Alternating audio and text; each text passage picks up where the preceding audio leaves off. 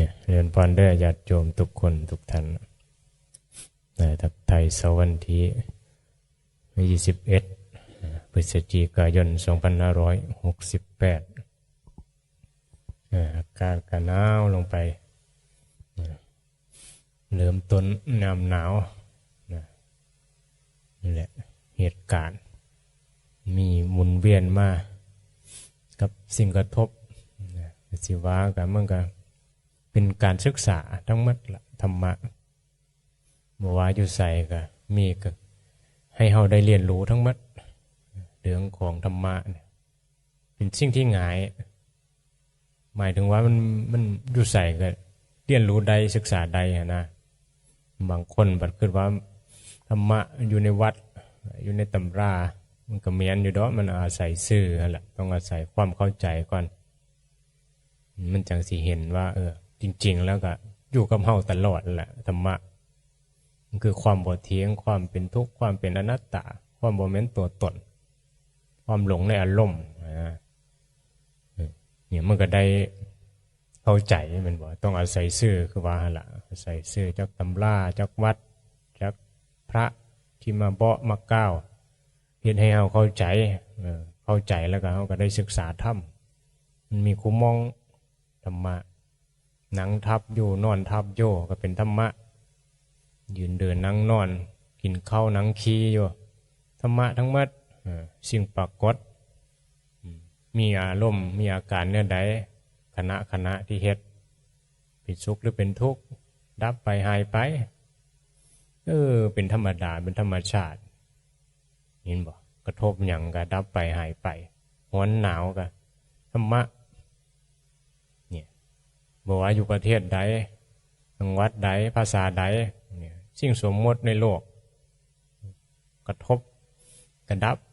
เนี่ยภาษานี่มาสื่อสารกันซื่อๆดอกนะใช้ภาษาแต่ละภาษาก็มา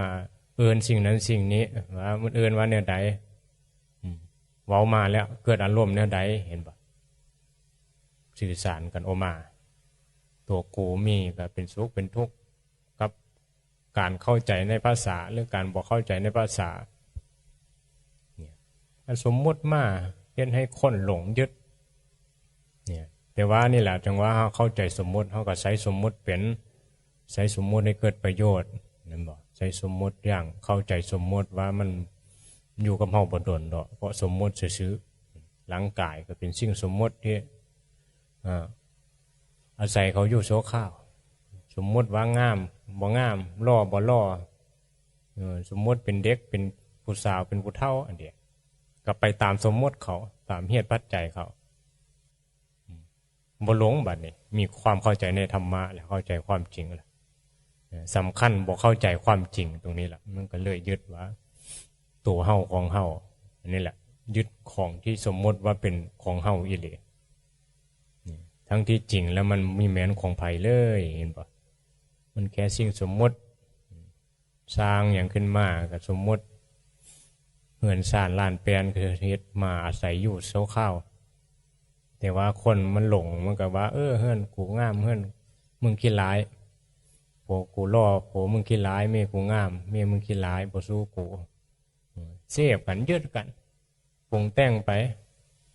ได้ว่าอันไหนมันดีก็ว่าเจ้าของมีความสุขมีบุญหลายเหรอวะ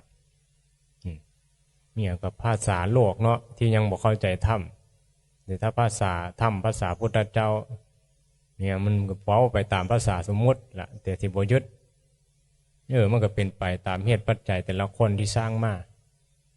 มีสุขมีทุกข์ต่างกันแล้วยึดมากยึดหลายกับทุกข์หลาย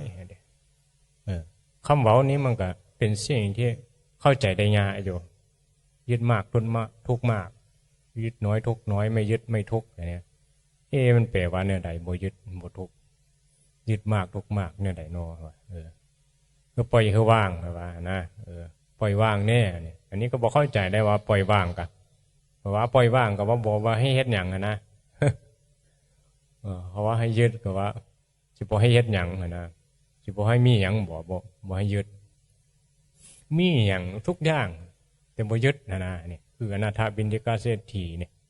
เรามีเรารวย แต่เราบ่ได้ยึดว่าของกูมันแปลว่าแนวใดล่ะมีแล้วบ่มีบ่ได้ยึดว่าเป็นของกูเนาะก็หมายถึงว่ามันเป็นเรื่องของธรรมะเป็นเรื่องของอุปทานนั่นเองอุปทานขันธ์ความเข้าไปยึดว่าเป็นตัวเป็นตนแต่ก็มีอยู่ไสอยู่คือร่างกายเฮามีอยู่เนี่ยก็ไสมันไป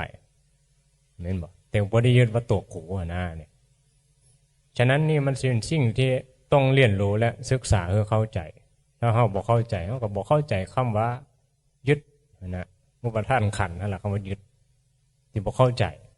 แล้วก็ปฏิบัติบ่ได้ก็สิคิดว่าบ่ให้เฮ็ดหยังคือว่าหั่นล่ะแม้แต่ว่ามาปฏิบัติธรรมกับเห็นบอกครูบาอาจารย์ว่าปฏิบัติธรรมก็คือการบ่ต้องปฏิบัติอันนี้ก็สิบ่เข้าใจถ้าเราเข้าใจคำว่ายึดหรือว่าคำว่าเฮ็ดบ่ต้องเฮ็ดนะทำงานไปโดยที่บ่มีเฮาเฮ็ดบ่มีเฮาทำนี่คือการปฏิบัติธรรมแต่ว่าเฮาบ่เข้าใจเฮาก็สิงงสิปฏิบัติบ่เปลี่ยนบ่ถือเนี่ยก็สิเอาตัวตนมาเฮ็ดมาลงมือมีตัวตนมาเฮ็ดแล้วก็ยึดว่ากูเฮ็ดกูได้กูบ่ได้แน่นะได้ปฏิบัติแล้วก็ว่าเจ้าของได้บุญ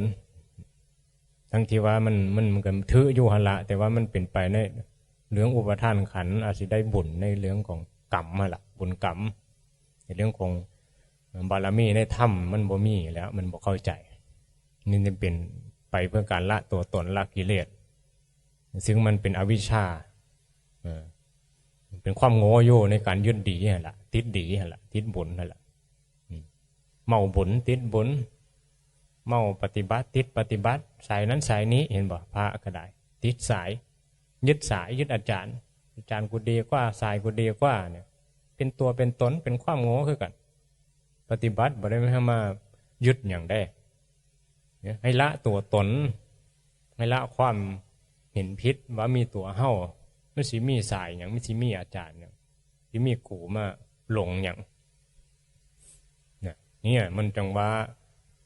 เนื้อหาของธรรมะปฏิบัติดับทุกข์มันสำคัญ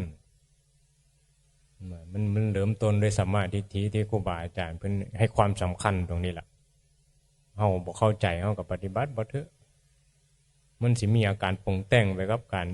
เฮ็ดการทำกันได้แม้แต่ทำบุญคือกันอะไรรู้สึกว่ามีความสุขกับว่ายึดเห็นป่ะการปรุงแต่ง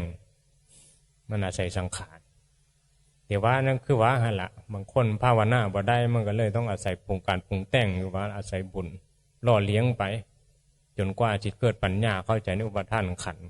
ก็สิละการทำบุญแต่ก็ทำบุญประโยชน์แต่บ่ยึดในบุญนะนี่เดี๋ยวว่าบางคนบ่มีปัญญาเข้าใจกันเอาทำดีไปแหละทำบุญทำกุศลให้ทานรักษาศีลภาวนาแล้วก็มีเฮาปฏิบัติมีเฮาเฮ็ดมีเฮายึดเนี่ยก็ดีกว่าทำบาปแม่นบ่เข้ามาวัดก็ดีกว่าบ่เข้าวัดมาบวชก็ดีกว่าบ่บวชยังได้บุญอยู่นี่ดีอยู่คือคนเขาเว้าหั่นล่ะบวชแล้วได้บุญพอเยอะสิกโอ้ยเขาหมดบุญแล้วเขาว่าหมดบุญมันบ่ได้อยู่ใส่บุญหมดบุญอยู่ใส่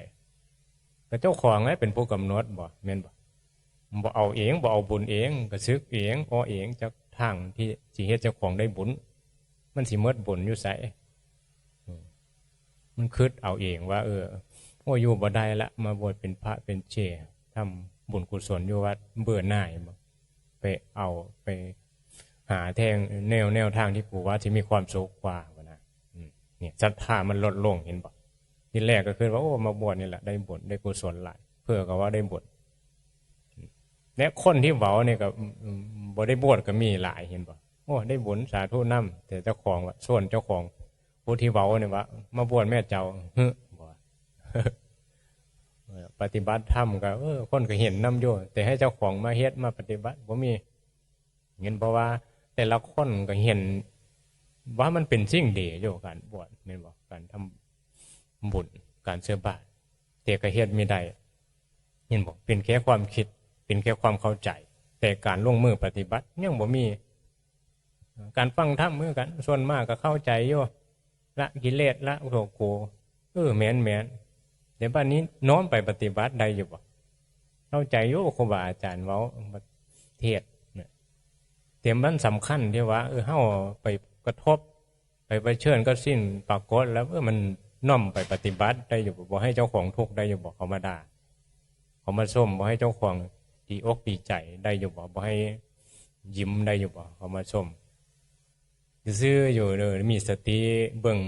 อารมณ์เจ้าของมันสิมีกูได้นี่บ่ดีใจขึ้นมากิเลสคือกันได้อารมณ์ที่น่าใคร่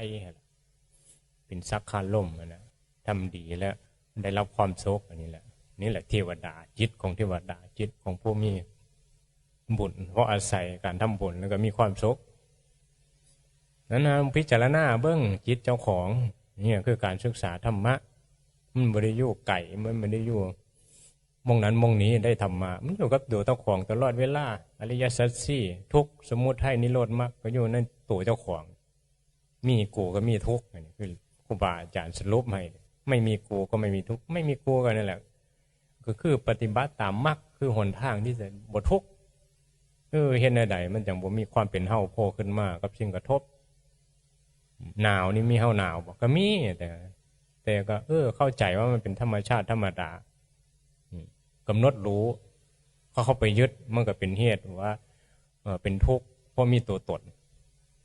นี่ก็แก้ไขไปหนาวก็เสื้อผ้าเสื้อโมกเป็นบ่พระก็ใส่เห็นบ่บางประเทศเขาใส่เสื้อกันหนาวใส่โมกใส่ถุงเท้ามันหนาวสิไปว่ามันผิดวินัยหยังแม่นบ่มันขาดขันคือกันนั่นแหละพระโยมก็ได้มีร่างกายเป็นก้อนทุกข์คือกันสิมาว่าพระต้องทนเอาเป็นนักบวชต้องทนว่ะไปทนไปเลยมันร่างกายมันทุกข์มันเจ็บมันป่วยก็รักษามันหิวก็กินตัวแม่นบ่อันนี้มันเป็นเรื่องของก้อนทุกข์ร่างกายส่วนเรื่องจิตใจนั้นแหละมันก็ใช้ปัญญาไปแล้วเนี่ยไปยึดมันทุกข์ก็กำหนดรู้เหตุของทุกข์คืออย่างเขาไปยึดว่ากูทุกข์เนี่ยกันละแหละบ่มีเฮาแก้ไขได้แก้ไขไปคู่มือนี่มันมี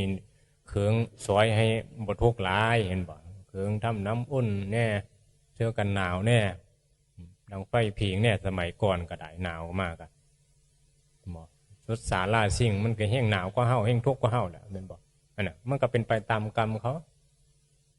แต่ป่ามันก็บ่หนาวด้วยเนาะมันเป็นสัตว์เลือดเย็นพวกมีอย่างนี้เนาะอยู่ในประเทศที่มีหิมะเนี่ยมันเป็นสัตว์เลือดเย็นเขาว่าเนาะพวกงูพวกอย่างบ่มีเสื้อผ้าใส่เขาก็อยู่ได้คนมนุษย์เพราะว่าสัตว์บางชนิดเนี่ยมันต้องมีอย่างป้องกันตัวมีขนไก่ก็ต้องมีขนนกอันนี้นะหนูโง่ควายก็มีขนแต่ว่ามันมีขนน้อยโง่ควายกันเนี่ยมันเป็นเครื่องป้องกันนะเห็นบ่นั่นก็เป็นไปตามเหตุปัจจัยของสัตว์แต่ละชนิดเห็นบ่มาด้วยกรรมแต่ละคนมนุษย์เกิดมาเนี่ยว่าภพภูมิมันสูงกว่าสัตว์เป็นละฉานอยู่มีหูจักมีความคิดหูจักเอาตัวรอดได้นะว่าสิสร้างอย่างขึ้นมาเพื่อให้เจ้าของนี่อยู่อย่างบ่ทุกข์หลายสำหรับร่างกายนี่มีที่อยู่มีเครื่องนุ่งห่มเห็นบ่นี่มันมีความสะดวกสบายสร้างกันขึ้นมาเลยๆแต่ว่าจิตใจหั่นล่ะนี่มันบ่ได้พัฒนาขึ้นเพราะบ่มีข้อมูลนะบ่มีสิ่งที่มากับมาเฮ็ดให้เฮานี่เกิดปัญญาเรียนรู้เรื่องจิตใจที่มันเป็นสุขเป็นทุกข์เฮาบ่ศึกษากันเฮามัวแต่แสวงหาว่าสิได้หยังมาเสพสิได้หยังมาเฮ็ดให้กายบ่ทุกข์พอกายบ่ทุกข์เฮาก็ว่าเฮาสุขเห็นบ่มีความรู้สึกกับการกระทบนั่นล่ะว่าง่ายๆตาเห็นรูปหูได้ยินเสียงลิ้นสัมผัสรสนี่แหละเรื่องกามเฮาบ่ศึกษากันนี่และเมื่อบ่ได้ดังใจเฮาก็เป็นทุกข์ได้ดังใจก็เป็นสุขหลงอยู่ในนี้แท้ที่จริงแล้วมันก็เป็นธรรมดาธรรมชาติซื่อแต่จิตใจที่มีอุปทานขันโง่หลงมันก็เลยปรุงแต่งไปสัตว์สาราสิ่งคือกันฉะนั้นมนุษย์นี่มันก็บ่ได้ต่างกันกับหมากับสัตว์ต่างๆที่ว่ายังบ่เข้าใจในอุปทานขันก็จะมีความหลงคือกันโง่คือกันหมดหมาก็ มีกูคือกันกูหนาวกูร้อนกูทุกข์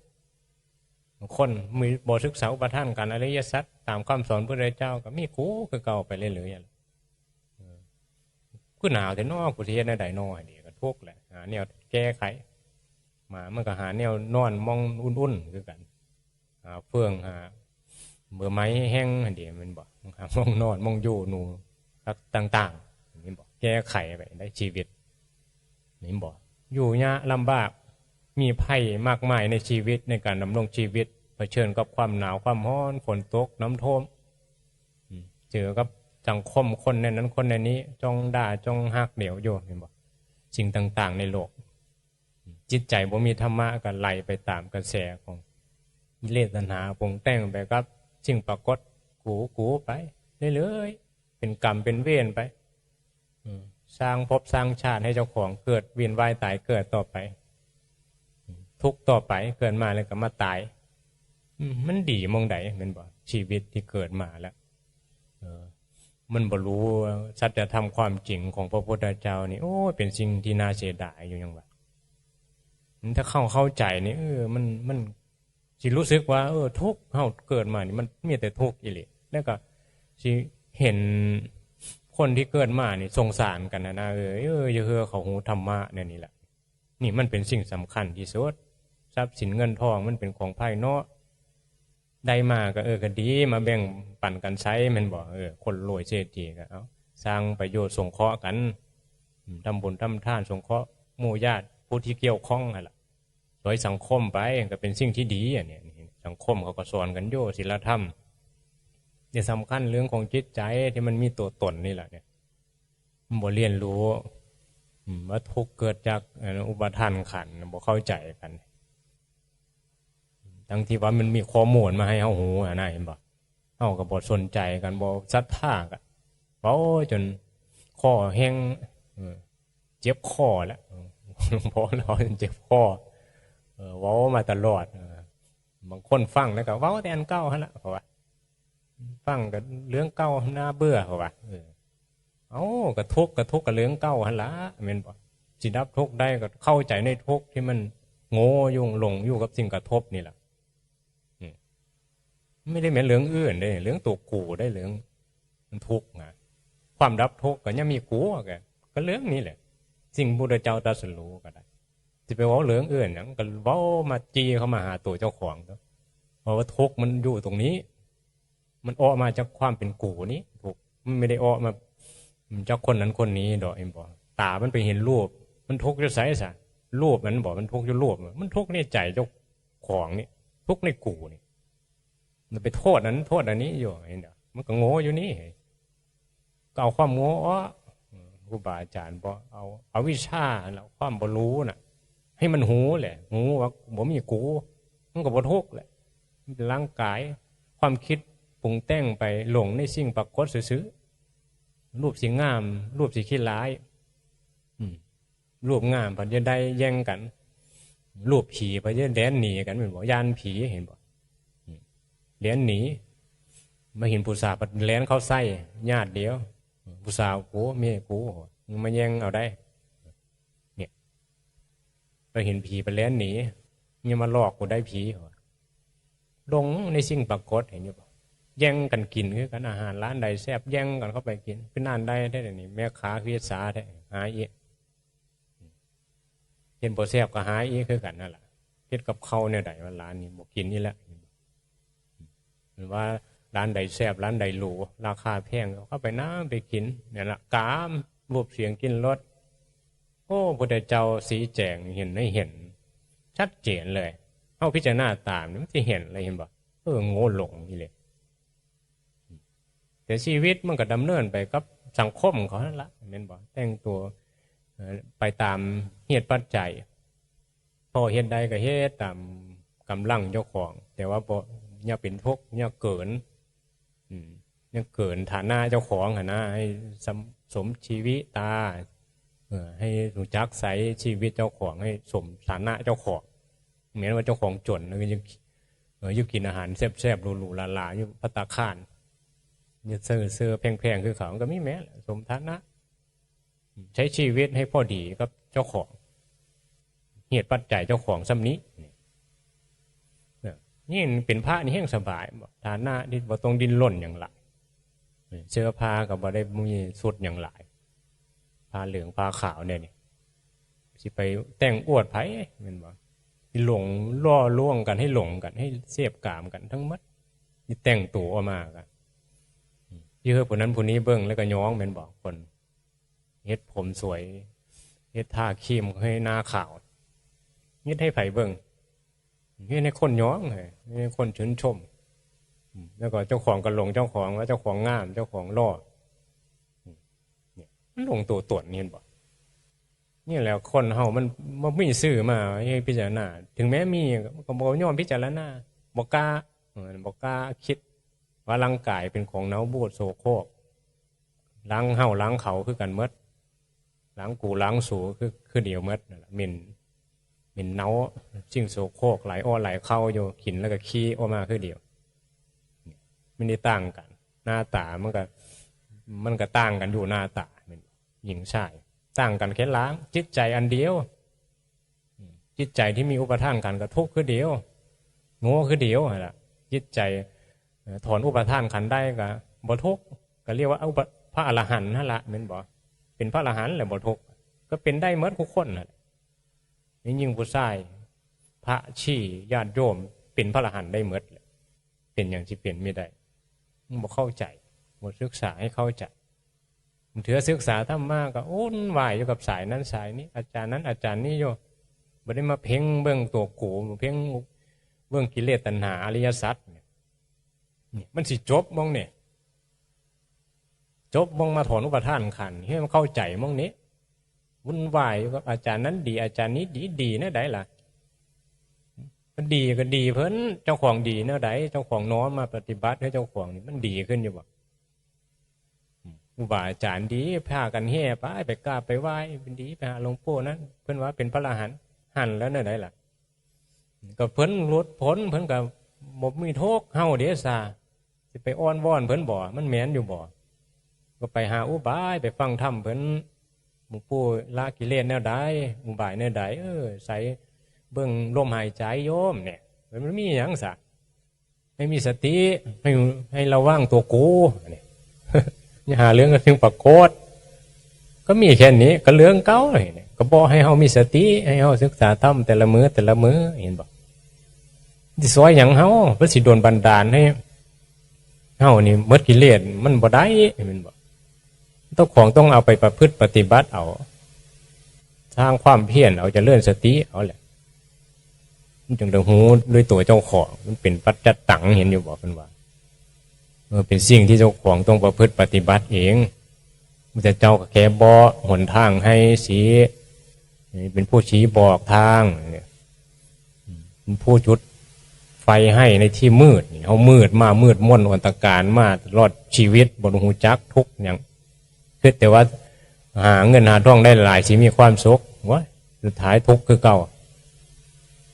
พุทธเจ้าก็มาสีนี้หนทางมาจากทุกข์นี่เข้าออกมาแล้วจักทรัพย์สมบัติเขาทิ้งมาเมื่อไหร่เอามาหาความสุขจากสิ่งที่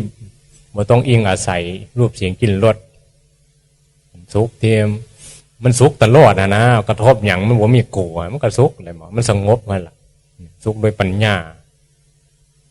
สุขแท้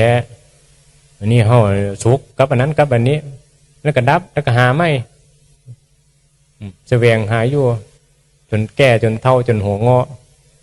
จนตายแหละตายไปแล้วก็เกิดใหม่ก็หาอีกอยู่ในนี้แหละเกิดไปเป็นหมาเป็นแมวในนี้แล้วก็หาความสุขคือกันเห็นทุกแห่งทุกหลายเทวดาก็ดีขึ้นมาจักน้อยแต่มันก็หลงคือเก่าหั่นล่ะมันบ่เข้าใจอุปทานกันอริยสัจเห็นบอกว่าชีวิตนี่มันเปลี่ยนได้เห็นบอกพลิกชีวิตได้มาเข้าใจธรรมะนี่แหละปาฏิหาริย์ปาฏิหาริย์อนุสาสนีปาฏิหาริย์การฟังธรรมพระพุทธเจ้าเห็นให้เกิดปาฏิหาริย์เห็นให้เห็นว่าทุกมีเพราะมีกูไม่ใช่ทุกมีเพราะไม่มีผัวนี่มีแม้นทุกมีเพราะกูโง่นี่ต้องเอาตัวกูออกก็ไม่ทุกปาฏิหาริย์มันอยู่ตรงนี้ ไม่ได้มีเพื่อมาดลบันดาลให้เฮาดอกเห็นบ่เข้าใจแล้วบ่ธรรมะแก้ไขเจ้าของแหละศึกษาแหละนี่ปัญญากับพ่อมีกันทุกคนนั่นแหละมารับสื่อธรรมะนี่บอกจักคิดเนี่ยมันมีสิ่งที่เฮาได้มาพบเนี่ยสิ่งที่มีคุณค่าแล้วก็ยังบ่เห็นคุณค่าของธรรมะยังบ่เห็นสิ่งที่เฮ็ดให้เฮาได้ผลทุกข์ใดอยู่เบาให้ฟังครูมือครูบาอาจารย์ความเมตตาของพระพุทธเจ้าเป็นครูบาอาจารย์เพิ่นเยอะเฮาเข้าใจธรรมะไม่ได้แม่นเรื่องยะเลยใช้ชีวิตปกติซอยเหลือกันไปแล้วขึ้นอย่างหลายทั้งในกระต่ายแล้วขึ้นอย่างหลายเฮ็ดอย่างดีๆก็เฮ็ดซอยเหลือเดินกันไปในวัดแม่นบ่สงเคราะห์แหละยะเนี่ยแล้วกูเฮ็ดหลายมึงเฮ็ดน้อยอยู่นี่ขึ้นไปเลยเฮ็ดไปเลยแหละเจ้าของเฮ็ดกับเจ้าของก็ได้บุญเลยผู้ใดบ่เฮ็ดนอนกลนกอกอยู่กับเรื่องของเขาบ่จะสร้างบารมีก็ได้โอ้ขึ้นในนี้ได้เฮาเหตุปัจจัยเฮาได้เฮ็ดก็เฮ็ดมันมีประโยชน์เนาะเกิดการสงเคราะห์ถ้ามีเงินหลายจ้างสังมาเฮ็ดกันก็ดีเลยแม่นบ่เงินบ่มีหลายเหตุปัจจัยมันบ่มีกันได้เฮ็ดได้ช่วยเหลือกันเนาะก็เฮ็ดนี่ได้ภาวนาปฏิบัติไปแหละชีวิตนี่แหละอยู่อย่าเป็นทุกข์